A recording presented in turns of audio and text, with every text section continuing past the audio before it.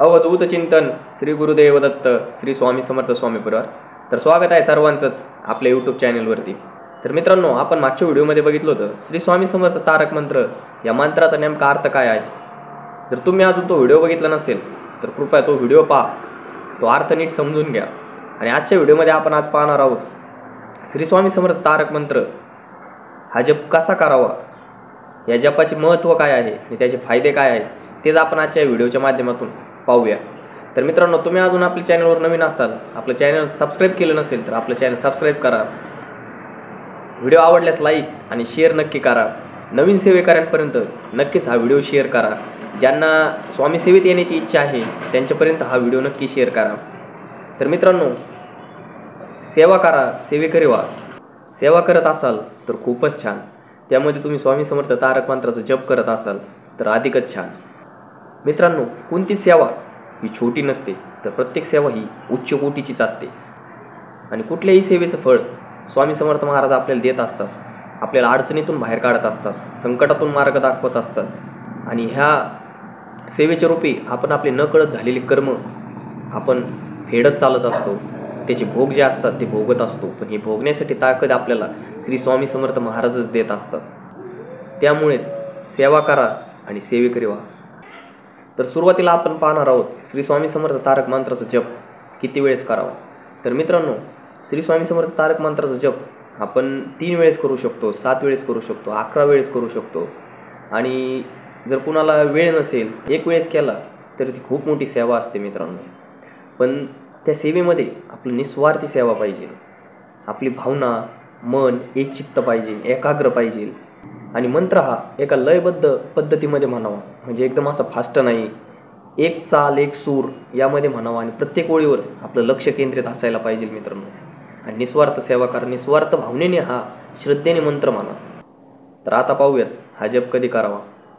तर मित्रांनो, शक्य असल्यास सकाळी ब्रह्ममुहूर्तावर केलेला खूपच चांगलं मानलं जातं. त्यानंतर ते शक्य नसेल तर सायंकाळी दिवे लागण्याच्या वेळेला देवासमोर दिवा लावून श्री स्वामी समर्थ महाराजांच्या फोटोला नमस्कार करून हा जप आपण म्हटला तेव्हा देखील म्हटलं तरी चालेल. आणि मंत्र जाप करताना अशक्य शक्य करतील स्वामी आणि प्रचंड स्वामी बळ पाठीशी रे या ओळींचा सकारात्मक विचार आपल्याला मनामध्ये करायचा आहे. दुपारी 12 ते सायंकाळी 5 या वेळेत आपल्याला जप करायचं नाही आहे. तर जप करण्याची पद्धत आपल्याला मनातल्या मनात म्हणायचं आहे. एका तालात, एका सुरात आपल्याला जप करायचा आहे. लयबद्ध स्थितीमध्ये आपल्याला जप करायचा आहे. आणि यानंतर आपण पाहूया स्वामी समर्थ तारक मंत्राचा जप केल्यानंतर आपल्याला काय फायदे होतात तेच आपण पाहूया. तर आपण जर रोज हा जप केला तर आपल्याला मानसिक शांतता मिळत असते.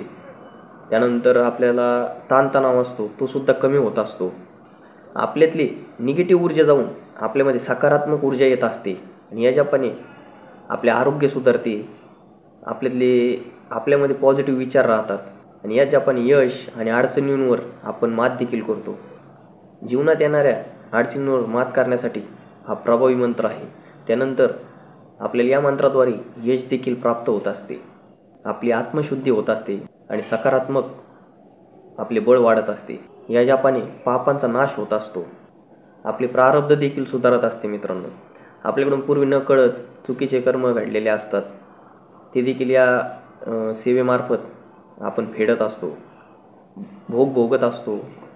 ते भोग पुढे असतात, पण स्वामींच्या आशीर्वादाने ते आता आपल्या मार्गात येतात आणि पुढे आपला काळ चांगला सुधारतो. तिथून पुढे आपल्याला यश प्राप्ती सुरू होते, लक्ष्मी प्राप्ती होते. तर मित्रांनो, सेवा ही निस्वार्थी करायची अशी आहे. निस्वार्थी भावनेने करा. तुम्ही किती वेळेस करता ते महत्त्वाचं नाही, पण तुम्ही कशी करता, मनापासून करा, श्रद्धेने करा. स्वामी समर्थ महाराजांना अर्पण करा. स्वामी समर्थ महाराजांना जशी सेवा अपेक्षित आहे तशी करा. श्री स्वामी समर्थ. तर मित्रांनो, व्हिडिओ आवडल्यास नक्कीच लाईक आणि शेअर करा. नवीन सेवेकऱ्यांपर्यंत नक्कीच हा व्हिडिओ पोहोचवा. ज्यांना सेवेमध्ये यायचं आहे, स्वामी सेवेमध्ये यायचं आहे, त्यांच्यापर्यंत हा व्हिडिओ नक्कीच शेअर करा मित्रांनो. श्री स्वामी समर्थ.